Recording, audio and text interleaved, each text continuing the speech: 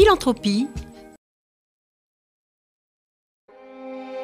Philanthropie, l'émission de la Fondation du judaïsme français. Préparée et présentée par Véronique Elfmals et Perrine Simon-Naoum. Comme chaque mois, j'ai le plaisir de mettre à l'honneur une de nos 87 fondations abritées par la Fondation du judaïsme français. Ce mois-ci, nous recevons Patrick Chin, président de la Fondation depuis 2015, de la Fondation abritée Moses Mendelssohn, créée en 2008. Vous avez pour objet dans votre fondation de promouvoir la culture et l'enseignement d'un judaïsme d'ouverture et l'assistance sous toutes ses formes de la promotion de cette culture. Avant de nous parler de votre vision du judaïsme d'ouverture, appelé également, je crois, judaïsme moderne, je crois que vous la définissez d'ailleurs comme vos communautés, comme modernistes. Absolument. Pouvez-vous nous parler de vous en quelques mots et la raison pour laquelle vous êtes engagé à la tête de cette fondation abritée, Moses Mendelssohn? Bonjour. Bonjour et merci Soyez le Véronique bienvenu. de m'inviter aujourd'hui. Vous parlez de moi, je suis entrepreneur et j'ai été trésorier donc, du mouvement juif libéral de France, donc le MJLF. Et à cette occasion, Jean-Paul Léon, qui est un des créateurs de la fondation Moses Mendelssohn, m'a proposé de rentrer au comité. Et à un moment donné, quand il a voulu passer la main, il m'a proposé de prendre la présidence de ce comité. Et c'est donc depuis 2015 que je préside cette fondation. Et quelle a été votre motivation première? La motivation première, Parce que c'est une lourde tâche.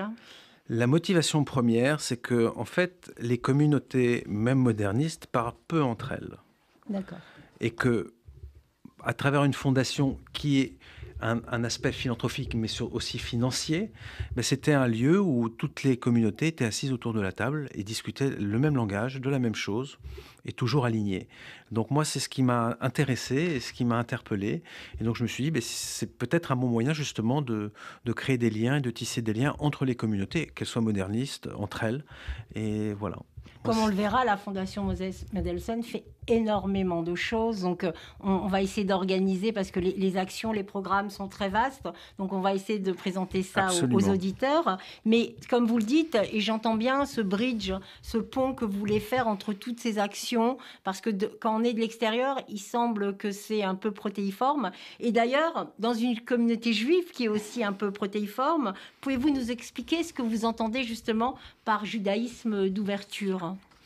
Alors, la base du judaïsme d'ouverture, c'est l'égalité homme-femme, on va dire. Voilà, c'est quelque chose qui nous réunit toutes les communautés qui sont au sein de cette fondation, toutes les communautés qui participent et tous les projets qui participent, c'est l'égalité. C'est un judaïsme égalitaire, voilà. Le nom de notre fondation est assez parlant puisque c'est Moses Mendelssohn, donc c'est un philosophe du temps des Lumières, du XVIIIe siècle allemand. Et c'est un moderniste, ça veut dire qu'il a voulu adapter le judaïsme à la modernité. Un de ses actes symboliques a été de traduire le Pentateuque en allemand.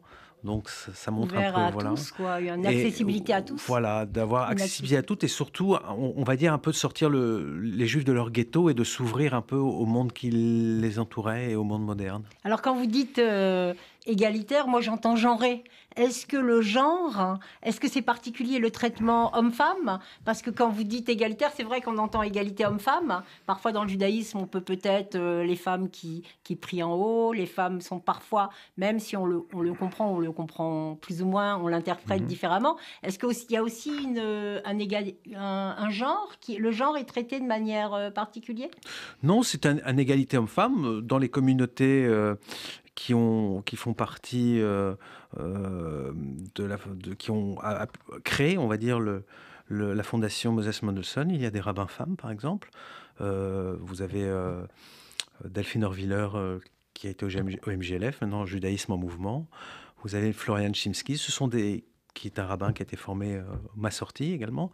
Ce sont des femmes rabbins, donc c'est une égalité. Il n'y a pas de différence entre un homme et une femme. Vous pouvez monter à la Torah, vous pouvez prier, vous pouvez porter une kippa, vous pouvez porter un talet. Voilà. Je ne suis pas un spécialiste du culte. Oui, et nous, on n'est pas du tout là pour parler du culte. Comme vous le savez, la Fondation du judaïsme français, elle est spécifiquement culturelle et absolument pas culturelle. Nous passons nos actions à bien notre temps et nos actions à bien le stipuler, parce que comme c'est l'argent de l'État. Il n'y a aucune raison que l'argent de l'État, de par l'IFI notamment, revienne au culte. Donc on est toujours très clair là-dessus et ça fait partie aussi du travail de la Fondation du judaïsme français. Et nous, on est parfaitement clair, mais une communauté, ça a un côté cultuel qui est donc exclu de tous les programmes, les projets de la Fondation, mais ça a aussi un projet éducatif et un projet culturel. Et c'est là-dessus qu'on intervient. C'est là-dessus que vous intervenez. Alors, pour rebondir à ce dont vous parlez, pour nourrir ces nombreuses actions, il y a des axes qui vous guident, si j'ai bien compris. Il y a la diffusion de la pensée du judaïsme moderne,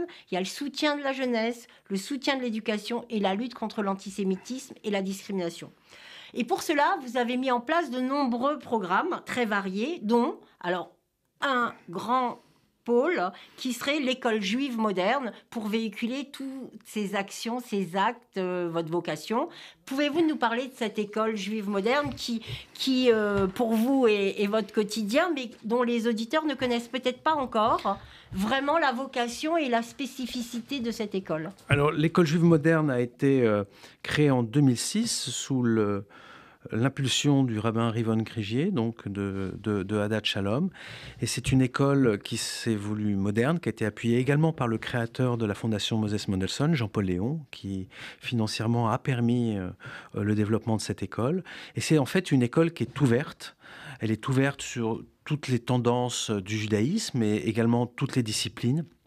Elle est ouverte dans la diversité. C'est une école d'excellence puisqu'il y a 3 langues qui sont enseignées.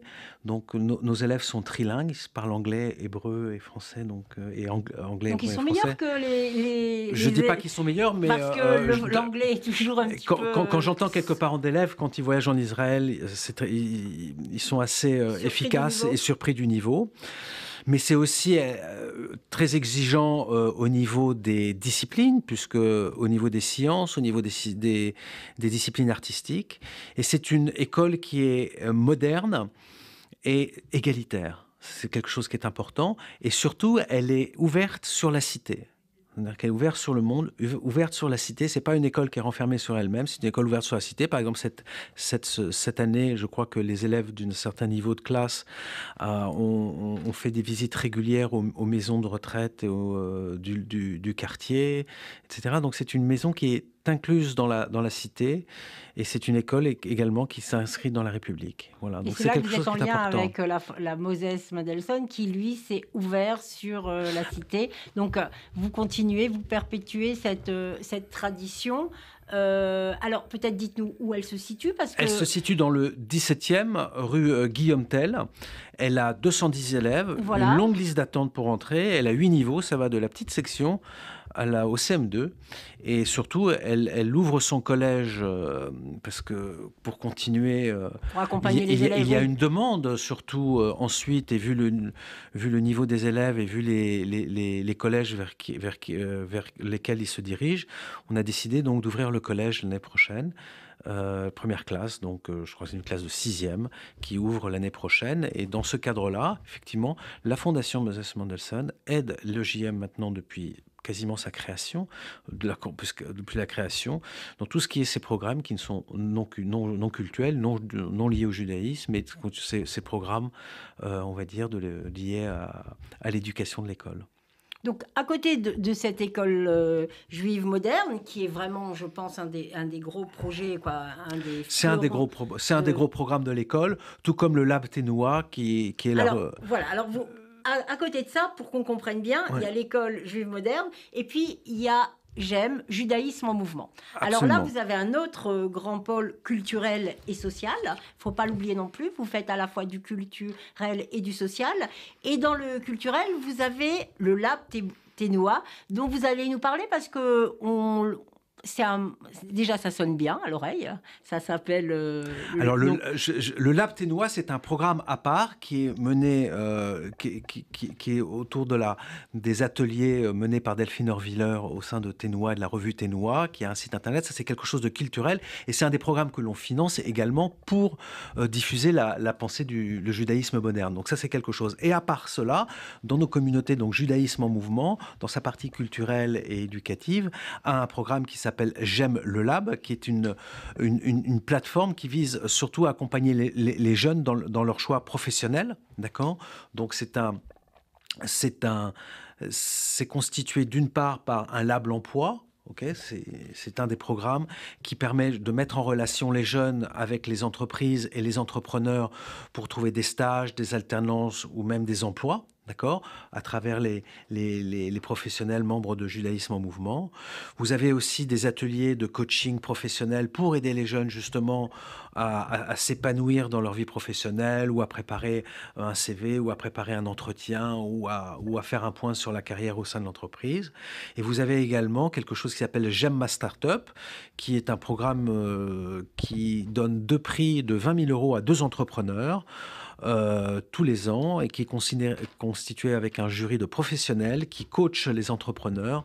Et après, vous avez des sélections, vous avez un jury, vous avez une soirée qui est là pour donner les 2 prix aux 2 entrepreneurs qui les gagnent chaque année. Alors, vous avez un nom, Judaïsme en Mouvement, qui en fait vous permet de faire tout ce que vous voulez avec J'aime. Donc, c'est un jeu de mots qui est extrêmement subtil parce que j'aime ta start-up, j'aime les nouveaux savoir, j'aime en l'air, c'est-à-dire que vous pouvez le décliner à l'infini et vous avez de nombreux programmes aussi sociaux qui accompagnent les personnes en difficulté. Donc vous avez un aspect culturel, mais vous mettez aussi en place des permanences, des liens. Vous êtes aussi dans la cité pour aider ceux qui sont un peu seuls ou ceux qui sont un peu démunis. Oui, ça, au sein de la communauté J'aime, nous avons un pôle qui est là pour aider. Effectivement, nous avons par exemple une permanence juridique, nous avons différentes actions qui sont là pour aider les gens qui peuvent en avoir le besoin de manière très discrète et permanente. Le plus difficile peut-être, c'est de comprendre l'organigramme de tout ça, parce que j'ai aussi lu des choses qui me semblaient, qui étaient très incitatives. J'aime l'air tunisien. Donc, ce sont des soirées festives, des voyages. Vous faites aussi quelque chose qui est en lien, qui s'appelle The Kitchen, qui sont des voyages où vous mettez toutes les communautés en lien. Et c'est ce dont vous me parliez tout à l'heure, la volonté de mettre la communauté française, francophone, avec d'autres communautés à l'étranger. Je crois que l'international aussi joue un rôle important dans cette volonté de synergie. Absolument. Alors, J'aime Alat Séfarad, ça a été un Shabbat séfarade, suivi de quelque chose de festif. Après, ça a chanté dans la synagogue avec différents chanteurs qui étaient invités. C'était un week-end, on va dire, séfarade, et c'est quelque chose qui a été très prisé. Ça a eu lieu dans la synagogue de J'aime à Copernic. Et la rencontre qu'on a faite avec The Kitchen, c'est une The Kitchen. Alors, j'ai cherché ce que c'était. C'est une communauté basée à San Francisco, basée à San Francisco, qui n'ont pas de synagogue définie et qui vont de lieu en lieu. Des nomades. Ou des nomades, mais qui ont quand même une communauté grandissante et un succès assez grandissant. Ils vont vers le fidèle plutôt que le fidèle vont vers eux. Donc, ils choisissent des lieux. Donc, on a fait un échange pendant une semaine. Ils sont venus nous visiter et l'année prochaine, il y aura une délégation de J'aime qui va aller en Californie voir ce qu'ils font. Et on s'inspire, en fait. On voit ce qui se passe à l'étranger pour s'inspirer parce que la France est une des plus grandes communautés de la diaspora, mais il y a beaucoup de choses qui se sont faites, ne serait-ce qu'en Angleterre, ne serait-ce qu'aux États-Unis, qui sont inspirantes pour nous, où le judaïsme, on va dire, moderniste, est majoritaire, par exemple, aux États-Unis. Donc, pour nous, c'est assez inspirant également. C'est ça, vous avez besoin un peu de vous nourrir, de vous nourrir et d'échanger. C'est l'ouverture qui nous caractérise, on est curieux. On se questionne beaucoup. D'ailleurs, à l'EJM, au centre, on demande aux élèves le questionnement est au centre. Vous avez un concours d'éloquence aussi, je crois que vous avez. On va monter un concours d'éloquence, oui, sur le judaïsme en mouvement pour pouvoir permettre justement aux jeunes de se révéler, de s'améliorer et de bien le présenter. De l'arguer une fois qu'on a les idées. Ça, c'est ce qu'on va faire. Et voilà, donc on est curieux, on va vers l'autre et on va voir ce qui se passe à l'étranger, à côté de chez nous, dans la ville, et même en France, puisqu'aujourd'hui, Judaïsme en Mouvement est présente à Marseille également, à Strasbourg. Nous commençons à avoir des relations avec la communauté libérale de Strasbourg, ainsi qu'à Montpellier. Voilà. Alors, vous avez aussi l'association Adat Shalom, association... À Toulouse aussi. À Toulouse, Voilà. pardon. Excusez-moi. On salue, je pense que les Toulousains peuvent également écouter l'émission. Alors, Absolument. vous avez aussi d'autres événements culturels par l'association Adat Shalom, qui est l'aspect culturel, parce que, comme on en parlait un petit peu avant l'émission, vous me le disiez, quand une communauté existe, il y a l'aspect religieux, dont on ne s'occupe pas, nous, à la Fondation du judaïsme, et l'aspect culturel, dont vous êtes tout le temps présent. Donc, vous faites aussi des actions, des cycles de conférences. Absolument, nous finançons une partie... un salon du livre, je ne sais pas si... Également, mais nous finançons la partie culturelle, une grande partie culturelle de la communauté de Adat Shalom, donc l'association culturelle d'Adat Shalom. La fondation est là pour financer des projets qu'elle développe. Alors, Absolument. pour prouver votre ouverture, j'en suis témoin, puisque nous avons eu la chance d'aller à l'inauguration du musée juif de Bayonne, Absolument. qui a été lancé, dont l'initiative est la Fondation du judaïsme, qui a lancé, mais grâce à différentes fondations abritées de la Fondation du judaïsme, dont Moses Mendelssohn, c'est parfois un petit peu difficile à dire. C'est encore plus dur à écrire. Encore plus dur. D'ailleurs, des fois, vous écrivez FMM, Voilà. donc ça, on est tranquille. Donc voilà, vous avez accompagné ce jour-là. On était très contents de vous avoir, puisque la Fondation nous a soutenu ce projet, et donc de ce musée culturel juif de Bayonne. Et donc, ça prouve aussi que vous participez à des programmes patrimoniaux, culturels patrimoniaux, et je crois que vous faites d'autres programmes patrimoniaux. Donc ça aussi, c'est important pour s'implanter, pour avoir une présence, pour s'ouvrir vers d'autres communautés, pour s'ouvrir vers un autre judaïsme aussi, puisqu'il n'est pas que libéral. Là, donc, vous avez cette envie aussi de lancer un peu des passerelles vers d'autres aspects de la communauté ? Absolument, et surtout faire perdurer l'histoire de la culture juive en France. C'est ce qui nous a animés quand on a financé le projet. On a participé avec la Fondation du judaïsme français au musée culturel de la ville de Bayonne. Et en fait, je me suis rendu compte en y allant et en nous expliquant l'histoire des Juifs de Bayonne qu'en fait, c'est aussi une histoire d'adaptation de la communauté juive, puisque ce sont des Juifs qui ont fui l'Espagne, puis le Portugal, qui sont arrivés à Bayonne, qui ont été interdits d'habiter dans la ville, donc qui ont développé un quartier en face de la ville, donc, et qui après ont petit à petit ont été intégrés dans la vie de la cité, et ce sont maintenant une communauté à part entière, puisqu'on a été reçus par le maire à la mairie, comme vous l'avez vu. Monsieur René Tchéguéré, qui était très fier et de son musée, et qui nous a même dit que ça devenait le 4e musée de la ville. Absolument. Donc c'est un musée qui intéresse beaucoup les Bayonnais, et au moment des fêtes de Bayonne, on peut imaginer le nombre de visiteurs à Bayonne, donc c'est une vraie présence. Et dont la présidente est adjoint au maire d'ailleurs. Et qui a été extrêmement active et impliquée, qui est Déborah Loupiens, dont le musée porte le nom de son grand-père, qui était un grand résistant, Marcel Suarez. Et donc, tout ça revient, tout ça a du sens, a véritablement du sens. Alors, pour finir, Patrick Chin, j'ai 2 questions. La première, c'est quoi votre grand projet, là, pour l'année 2023-2024, qui vous tient à cœur? Et peut-être, pour conclure, comment vous définiriez la philanthropie Moi, j'ai 2 projets. D'une part, il y a l'ouverture du collège de l'EJM. Donc ça, c'est quelque chose qui est simple. Ça veut dire que l'EJM ouvre son collège et a besoin de s'installer. Donc ça demande beaucoup d'investissement. Donc ça, c'est un des projets que nous allons appuyer. Le second projet, c'est un projet de jeunes totalement culturel qui me plaît. Et d'ailleurs, il y a une ça s'appelle le Catskills Comedy, et c'est le jeudi 29 juin à 20h, justement ici à l'espace Rachis. C'est une participation, c'est une sorte de projet qui aide à l'épanouissement de l'humour juif. Donc on a fait un appel à 3 appels à talents dans l'année. Des humoristes ont été coachés par une équipe de professionnels, et le résultat, c'est un spectacle qui aura lieu donc le 29 juin à 20h à l'espace Rachis, où il y aura une sorte de Jamel Comédie à l'espace Rachis. Absolument, pour faire perdurer l'humour juif. Donc voilà mes deux projets, un projet vraiment sur le long terme lié à l'éducation, et un projet coup de cœur culturel, voilà. Quant à votre seconde question sur la philanthropie, la philanthropie, ce n'est pas... Pour moi, c'est quand on donne, on peut donner de l'argent, c'est ce qu'il y a de plus facile, en fait. Quand vous en avez, attention. Oui. Mais je pense que c'est le temps des gens, c'est-à-dire que c'est la dévotion des gens et des bénévoles qui font tourner nos communautés, sans qui on ne pourrait pas faire ce qu'on fait. Et l'argent est un moyen, mais sans le bénévolat, et je le salue ici à tous les bénévoles de la communauté juive, dans nos communautés au sens large, et quelque chose de très important, à commencer par des gens comme moi-même. J'allais suis conclure, bénévole. Vous m'avez pris les mots de la bouche. Vous en êtes une parfaite illustration parce que vous investissez énormément de votre temps, donc vous en parlez, mais vous agissez, et c'est pour ça que vos paroles ont du sens, prennent sens, parce qu'on voit toutes les actions que vous menez et que vous menez à bien, et que la Fondation du judaïsme est heureuse de vous soutenir parce qu'on voit de belles réalisations. Merci. Donc je vous remercie de nous avoir... Comme tous les dirigeants de nos communautés.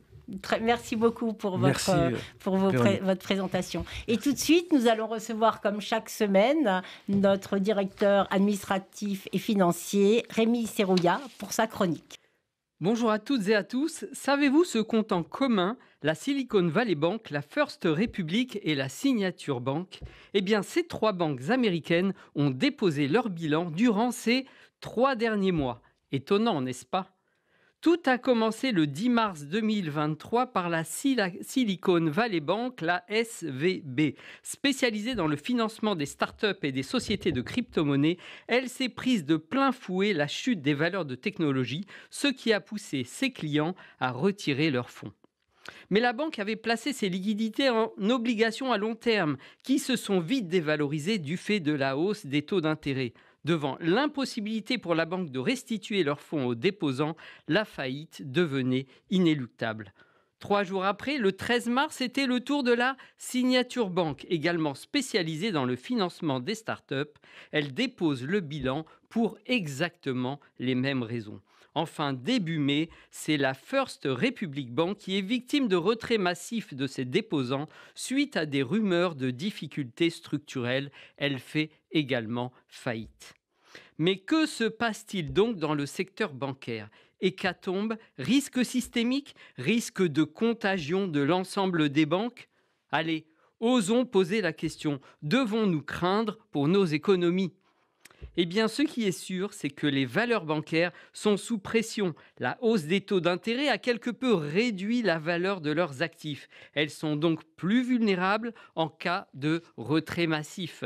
Mais si aucune banque n'est immunisée, rassurons-nous, les banques françaises sont beaucoup moins exposées que leurs consoeurs américaines. Tout d'abord, les règles prudentielles sont plus strictes. En Europe, elles empêchent les banques, par exemple, de placer leurs dépôts en actifs illiquides, alors qu'aux États-Unis, certaines règles de prudence ont été supprimées durant le mandat de Donald Trump. De plus, les banques françaises sont diversifiées. Ce sont de gros paquebots qui multiplient les dépôts et les investissements, contrairement aux États-Unis où il y a une multitude de petites banques spécialisées. Et puis, cerise sur le gâteau, en cas de difficulté d'une banque française, l'État protège ses déposants.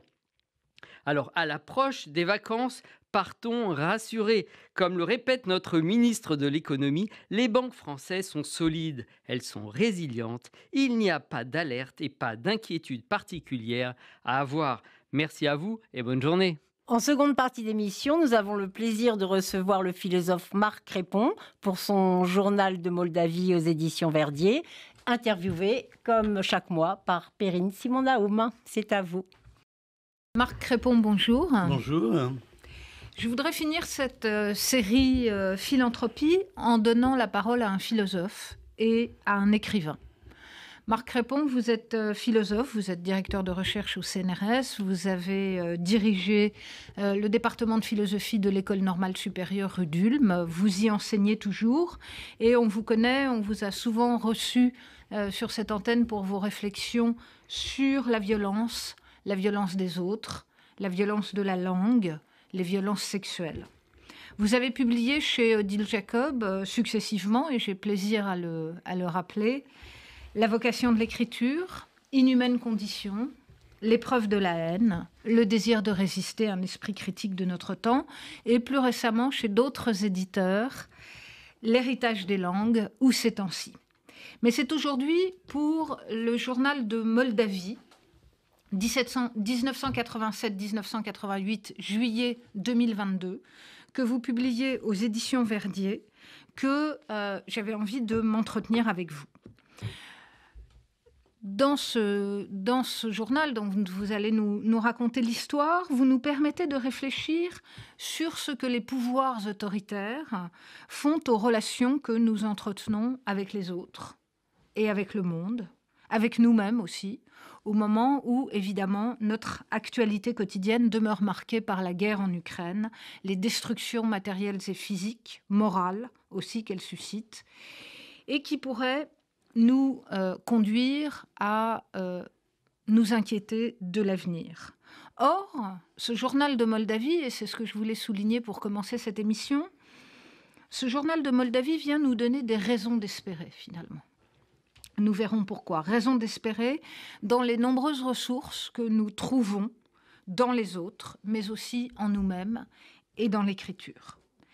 C'est aussi, et c'est pour ça que ce journal a toute raison de figurer et de venir conclure cette année de philanthropie, c'est aussi une manière d'aborder l'autre à travers la langue. On va le voir, à travers la langue qui n'est pas la sienne, ce qui vous est arrivé, une langue étrangère, dont on voit, au fur et à mesure des pages, comment on apprend à saisir progressivement les inflexions, les non-dits et finalement ce qui se cache derrière les mots. Alors peut-être, Marc Crépon, vous pourriez nous faire d'abord, pour entrer, je dirais, dans cette émission, l'histoire de ce journal, de son écriture et de sa redécouverte. D'abord, je voudrais vous remercier de votre hospitalité et dans ma façon de répondre à vos questions, il sera beaucoup question d'hospitalité. Je voudrais vous remercier parce que je crois qu'à terme, enfin à force, RCJ sera probablement l'une des radios où je me serai le plus souvent exprimé ces dernières années et avec un très grand plaisir et à chaque fois avec une grande confiance. Alors l'histoire de ce journal, bien voilà, j'étais étudiant à l'école normale supérieure et j'appartiens à une génération qui devait encore faire son service national. Je devais partir au Japon. C'était ça qui était prévu. Et puis, une après-midi pluvieuse d'automne, je descends dans la bibliothèque de l'école normale supérieure, comme je le faisais chaque fois que la mélancolie me gagnait. Et là, je tombe sur le rayon de la littérature russe en flânant et des grands poètes acméistes des années 1910. Je me dis, mais c'est extraordinaire, je les ramène dans ma chambre, je les lis, je me dis, je vais apprendre le russe. Donc je mets une ligne en bas des documents pour la coopération, pour le ministère de la coopération, où je mets apprentissage du russe en cours. Et cette ligne et cet après-midi pluvieuse d'automne ont changé ma vie. Donc effectivement, on me téléphone peu de temps après pour me dire, écoutez, non, monsieur Crépon, on va vous envoyer en URSS. Donc c'était 1987, on parlait tout le temps de la perestroïka, on se demandait si c'était là que soufflait le vent de l'histoire, et effectivement, c'est là qu'il était en train de souffler. Donc j'arrive à l'automne 87 en Moldavie, c'était très dur. J'étais le seul occidental dans un rayon de 200 km à la ronde. Il y avait, à ce moment-là, tout était centralisé. Donc le pouvoir central était à Moscou, il n'y avait pas de consulat, il n'y avait rien. Et puis, je suis immédiatement submergé d'impression parce que c'était encore vraiment un pays totalitaire. Donc je me trouve immédiatement pris par la surveillance, par l'inquiétude. Je vois tout de suite que je suis dans un climat où je ne peux pas dire ni faire ce que je veux. Et surtout, je ne pouvais ni écrire à mes proches ce qui m'arrivait, ni non plus le leur raconter au téléphone. Mes lettres étaient systématiquement ouvertes. Mes conversations téléphoniques, moi je parle d'un temps avant Internet, avant le téléphone portable, avant WhatsApp, avant tout ça. Donc il fallait descendre aux centrales téléphoniques et je savais que là je l'entendais. J'étais immédiatement mis sur écoute. Et je ne pouvais pas non plus parler librement aux gens que je rencontrais. Parce que, alors on avait été prévenu quand même par l'ambassade, on savait que certains seraient en service commandé pour savoir ce que je pensais.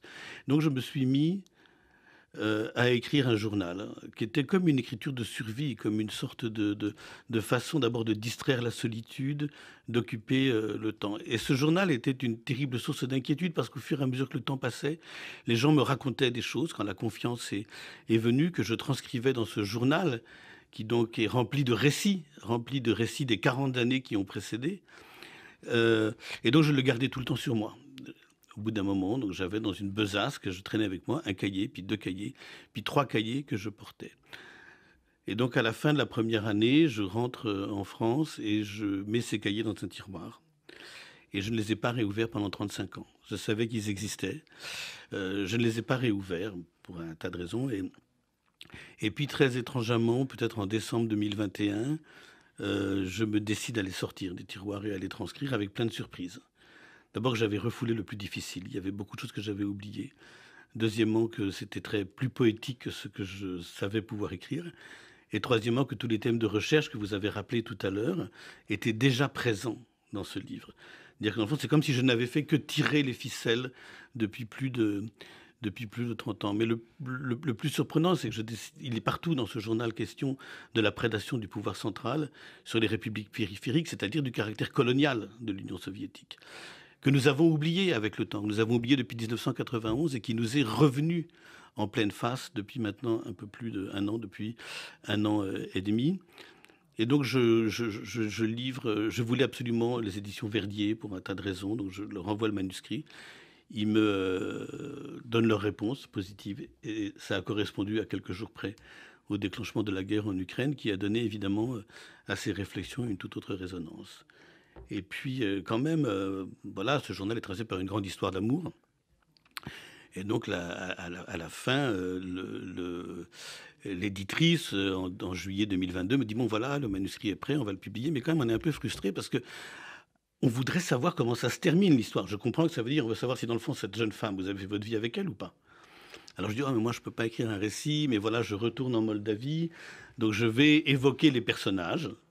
Je vais retenir un journal et évoquer les personnages. Et c'est pourquoi ce journal porte sur l'année 87-88 et puis aussi l'été 2022 où je suis retourné en Moldavie, comme je n'ai pas cessé d'y retourner depuis 35 ans, mais jamais dans les conditions dans lesquelles j'y suis retourné cette année, c'est-à-dire dans un pays qui est dans l'œil du cyclone. C'est-à-dire on entend les bombes quand même. La frontière, la Moldavie, c'est à 60 km d'Odessa. C'est un pays, il n'y a pas d'armée. Donc si jamais, du jour au lendemain, la Russie décide d'envahir la Moldavie, il leur faut une demi-journée pour s'emparer. D'ailleurs, c'est pas comme ça que ça va se passer. Il y a des manœuvres de déstabilisation politique permanente et ce qu'on redoute, c'est un coup d'État qui renverse l'actuelle présidente de la Moldavie et son gouvernement qui sont très, très, très pro-européens. Donc la Moldavie aujourd'hui est un pays qui est au centre quand même de l'attention européenne, qui occupe une position stratégique déterminante, parce qu'elle est très très européenne et que le pays est divisé profondément entre une population russophone et russophile qui veut l'inféodation, qui redemande l'inféodation au pouvoir central moscovite, et puis au contraire une population très très très profondément europhile. Le ministère des Affaires étrangères s'appelle, depuis ce nouveau l'exercice du pouvoir, s'appelle ministère des Affaires étrangères et de l'intégration européenne. Alors, peut-être juste une question. Nous sommes sur RCJ. Marc répond. Le judaïsme n'est pas présent en tant que tel dans le journal, mais on sent bien que vous croisez un certain nombre de personnes qui évoquent cela,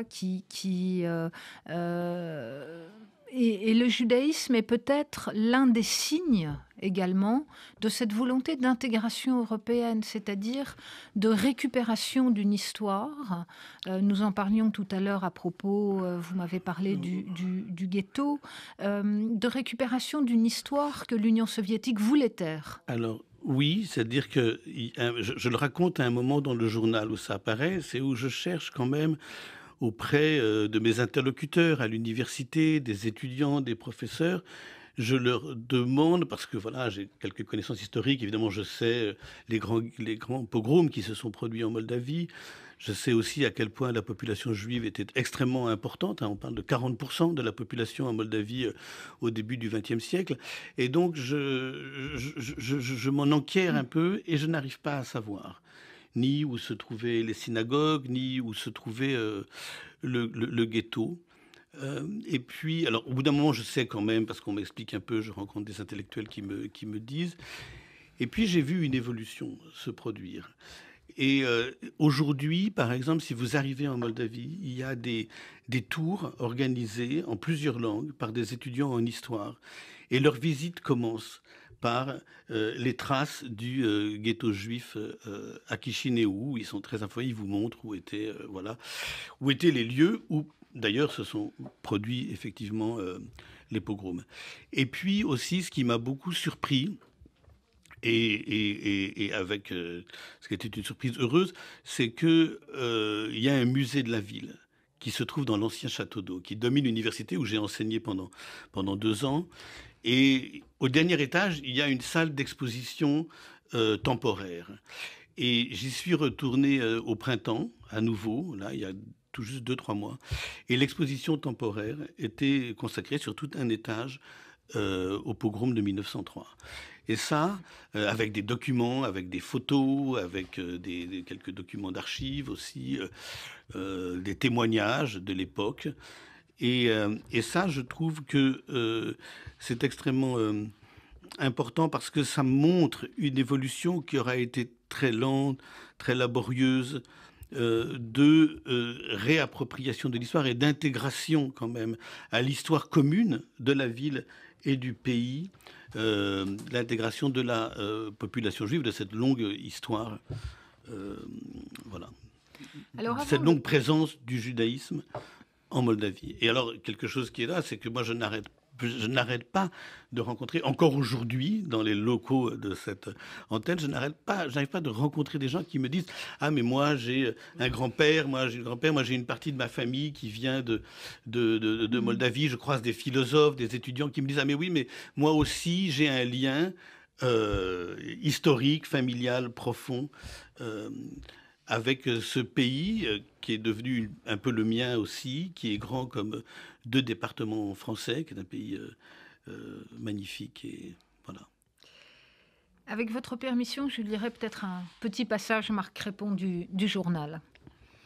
À la date du vendredi 29 janvier. 1988. Cette précarité, je l'avais évoquée avec toi un après-midi. Où que je me trouve, elle a toujours été un sujet d'inquiétude, comme s'il n'était dans la vie aucun lien dont on puisse être suffisamment assuré. Elle était déjà un thème de la tragédie grecque. Nous sommes à la merci du silence d'autrui, de son éloignement, d'autant plus douloureux que nous nous serons trop rapprochés, confrontés à chaque étape de notre vie à cette épreuve du détachement dont la forme extrême est le deuil. Une tragédie qui se répète comme la loi secrète de notre existence, la proximité, l'irrémédiable distance, et toujours cette inaptitude à trouver la juste mesure d'une parole, de gestes, sans excès ni défaut. Ce qui est extraordinaire, je trouve, dans ce journal de Moldavie, et qui le met vraiment à la hauteur des très grands textes littéraires, c'est que finalement, dans nos démocraties, nous avons une manière absolument naturelle, pourrait-on dire, de nous adresser les uns aux autres. C'est-à-dire, de nous appréhender, en quelque sorte, à travers la langue. Or, ce qu'on voit bien, le double mouvement, je dirais, Marc Crépon, qui habite votre journal, c'est d'une part le constat que vous faites progressivement de cette déstructuration de l'individu, à laquelle aboutit le pouvoir totalitaire, qui va donc jusqu'à confisquer la transparence du langage.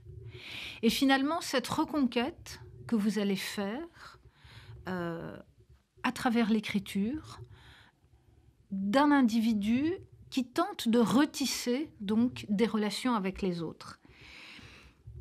Qu'est-ce que vous avez découvert de la langue, de la relation à l'autre, de l'importance de la littérature au cours de votre séjour en Moldavie? Et encore une fois, on voit très bien comment se produit une évolution. Alors, dans le fond, pendant toutes ces 2 années que j'ai passées en Moldavie, j'étais toujours... des relations humaines, mes relations avec les autres étaient prises entre 2 expériences contradictoires. La première expérience contradictoire, c'est que je vivais dans un pays, et c'est ça qui est évidemment, heureusement pour nous, étranger à notre culture, en tout cas contemporaine, je vivais dans un pays marqué par la délation, par la surveillance. Et donc j'étais amené, effectivement, chaque fois que des gens se rapprochaient de moi, à me demander ce qu'ils en attendaient, ce qu'ils voulaient savoir. Leurs questions m'étaient souvent, non pas étrangères, mais m'étaient une source d'inquiétude. Et en même temps, je ne voulais pas céder à cette inquiétude. Et en même temps, je me disais que je devais apporter un crédit minimal, une confiance minimale. Je ne voulais pas, dans le fond, reconduire les individus à l'effet du système. Je pensais qu'il valait plus que ce que le système voulait faire d'eux. Donc il y a eu un moment, ce que j'ai dû apprendre, c'est vraiment la confiance. C'est le crédit. Et puis, pourquoi je parle d'une expérience contradictoire? Parce que la deuxième, c'est que l'une des grandes caractéristiques de ce pays, et c'est encore aujourd'hui le cas, c'est une incroyable hospitalité. J'ai été, pendant 2 années, bouleversé par l'expérience de l'hospitalité que j'ai reçue. Et cette hospitalité qui était très simple et très belle, parfois, elle dépassait les barrières de la langue. Dire qu'au début, j'arrive, je parle un peu le russe, je comprends très bien que le russe est quand même pour beaucoup de gens qui me reçoivent chez eux un peu la langue de l'administration et la langue du colonisateur. Donc je me mets un peu à apprendre le roumain, que je parle maintenant beaucoup plus couramment que le russe. Mais quand même au début, très souvent, je suis reçu dans des familles, notamment quand j'arrive dans les villages, les gens mettent tout sur la table, mettent tout ce qu'ils ont sur la table. Et ce que je peux échanger avec eux en termes de discours, de paroles, est très très mince, puisque je ne parle pas leur langue et ils ne parlent pas la mienne. Alors il y a parfois un traducteur, un collègue qui m'a introduit et qui traduit un peu, mais dans le fond, ce que nous arrivons à partager excède de très très très loin ce que nous pouvons exprimer par des mots. Et donc, alors au bout d'un moment, évidemment, je parlais suffisamment la langue pour que les rencontres ne se passent plus sous ce signe-là. Mais le souvenir que je garde des premières est vraiment très porté à la fois par une confiance naturelle, ou en tout cas, oui, naturelle, qui transcende tout ce que la défiance peut avoir d'artificiel et d'imposé par le régime politique. Et puis voilà, ça passait par des gestes, des regards, le vin partagé, les plats, etc. Donc ça a été pour moi, d'une part, l'expérience du système totalitaire, très forte, et puis d'autre part, l'expérience de la façon dont l'hospitalité, beaucoup plus ancestrale évidemment que ce système totalitaire, arrivait à dépasser les contraintes du système totalitaire. Et qu'il fallait, dans le fond, dépasser la défiance, la peur, l'appréhension. J'ai connu des moments de grande peur, la confiance, la peur, par la défiance, la peur, la dépasser par la confiance et, dans le fond, tout simplement la grâce de l'hospitalité. Voilà. Et comment est-ce que vous diriez que la langue nous permet finalement d'appréhender l'autre ? Qu'est-ce qu'on comprend à travers les échanges ? Je pense que le plus grand... vous savez, alors ça, je l'ai beaucoup écrit dans plein d'autres livres. C'est-à-dire là, vous me reconduisez vers ce que j'ai beaucoup écrit avant. La langue et notre rapport à la langue, je pense 2 choses. Je pense d'abord que dans notre enfance, dans notre petite enfance, nous faisons communément l'expérience de la langue et de la violence. Et que ces 2 expériences sont indissociables et qu'elles nous constituent tels que nous sommes. Donc il y a un nœud du langage et de la violence. Et ce nœud du langage et de la violence fait que très souvent, notre rapport au langage, dans son exercice quotidien, est un exercice de domination. C'est-à-dire que la langue est le moyen pour nous, très souvent, de nous affirmer, de montrer nos muscles, de dominer l'autre. Et donc la langue, notre rapport à la langue, notre être et notre devenir dans la langue est pour moi le lieu même de l'éthique. C'est-à-dire que le rapport à l'autre s'invente. Le rapport à l'autre s'invente, se gagne. C'est vrai des relations amicales, c'est vrai des relations amoureuses, c'est vrai des relations familiales. Le rapport à l'autre s'invente dans la façon dont nous sommes capables, dont nous apprenons à faire de la langue autre chose que l'instrument d'une affirmation de soi et de la domination des autres. Alors peut-être une dernière question, parce que évidemment le temps passe très vite. Je crois qu'en lisant, Marc Crépon, votre journal de Moldavie, on comprend beaucoup de choses peut-être sur la place que vous accordez à la philosophie, qui n'est jamais la philosophie toute seule. On a souvent l'habitude de dire que la philosophie nous permet de répondre à un certain nombre de problèmes. Et on voit que ici, on va bien au-delà, c'est-à-dire que la littérature et l'écriture viennent ici, en quelque sorte, soutenir beaucoup plus qu'accompagner, je dirais, les problèmes. Et évidemment, ça me fait penser à toute la richesse d'une tradition comme la tradition juive, donc qui repose à la fois sur les textes écrits et les textes oraux. Qu'est-ce que cette vocation de l'écriture et qu'est-ce qu'elle nous dit aujourd'hui? Comment est-ce qu'elle peut nous accompagner aujourd'hui? Ce qui sera, à mon avis, une belle façon de conclure cette année. Alors, la vocation de l'écriture, elle vient, je pense, et je l'ai découverte, en tout cas assumée en Moldavie, parce que, dans le fond, lorsque nous parlons, lorsque nous devons restituer quelque chose qui nous est arrivé, un témoignage, etc., nous voulons être à la hauteur de l'absolue singularité de ce témoignage et de cette expérience. Et en réalité, ce que nous exprimons avec les mots est toujours beaucoup plus général et donc fait violence à cette singularité. Et donc, pourquoi écrire? Qu'est-ce que l'écriture? Je pense que l'écriture est une course permanente devant la restitution de cette singularité qui nous échappe dans notre usage ordinaire du langage. Il y a pour moi deux expériences qui sont emblématiques de ça. C'est si vous êtes avec des amis et que vous partagez une expérience esthétique. Lorsque vous sortez du théâtre, lorsque vous sortez d'un film, etc. Et vous voulez exprimer votre émotion, vous voulez exprimer ce que tout ce film ou toute cette pièce de théâtre ou tout ce spectacle vous a procuré, vous avez l'impression que les mots se dérobent à vous. Vous avez l'impression que vous n'arrivez pas à restituer l'absolue singularité de vos émotions. Et puis, plus encore, la deuxième expérience, ce sont les deux expériences que je rappelle toujours à mes étudiants avec lesquels je parle beaucoup de ça tout le temps. Et c'est l'un des thèmes permanent de ce livre, L'héritage des langues, que vous avez rappelé tout à l'heure. La deuxième expérience, c'est celle de la souffrance d'autrui et du deuil. Le séminaire L'héritage des langues, je l'ai écrit au moment où nous étions en pleine pandémie. Donc je l'ai écrit et je le transférais aux étudiants par mail tous les lundis matins. Et c'était un moment où nous avons tous fait l'expérience du deuil, de la souffrance, de la maladie.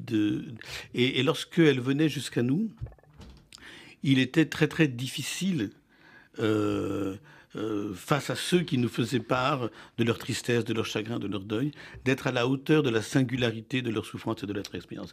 Donc l'un des moments où le langage se dérobe à nous, c'est dans cette relation interhumaine où nous voulons faire preuve de compassion, d'attention, et vous savez combien c'est des catégories importantes pour moi, d'attention, de compassion, où nous voulons témoigner notre souci de l'autre, notre soin de l'autre, et tout à coup, les mots qui nous viennent à la bouche, les mots que nous avons à notre esprit, ne nous semblent pas à la mesure de cette exigence éthique. C'est pourquoi le rapport que nous avons au langage est le lieu même de l'éthique. Il est de façon permanente, c'est-à-dire il ne l'est pas rarement, il ne l'est pas exceptionnellement, il l'est tous les jours dans toutes les relations qui font le tissu de notre existence. Les relations familiales, les relations amicales, les relations amoureuses, et quand ce souci disparaît, la relation se défait. Quand il est absent de la relation amoureuse, eh bien, on peut s'inquiéter sur cette relation. Quand il disparaît des relations amicales, pareil.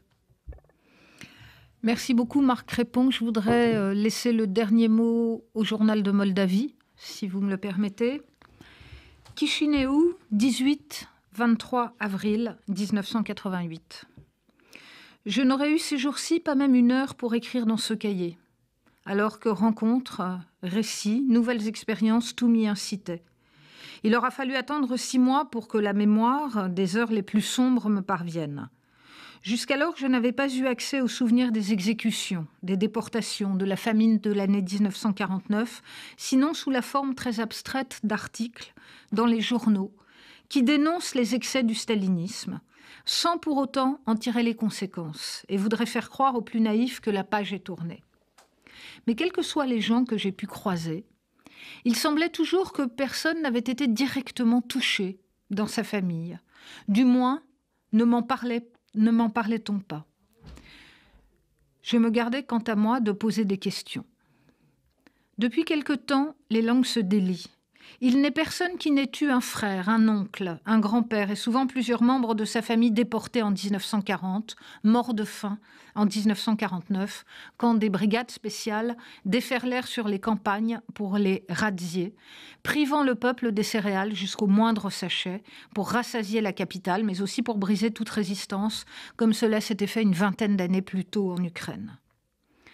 Comme certains, malgré tout, protestèrent, comme des voix s'élevèrent, le pouvoir central organisa durant l'été 1950, le même jour, à la même heure, dans toute la République, une vague d'arrestations suivie de déportations massives.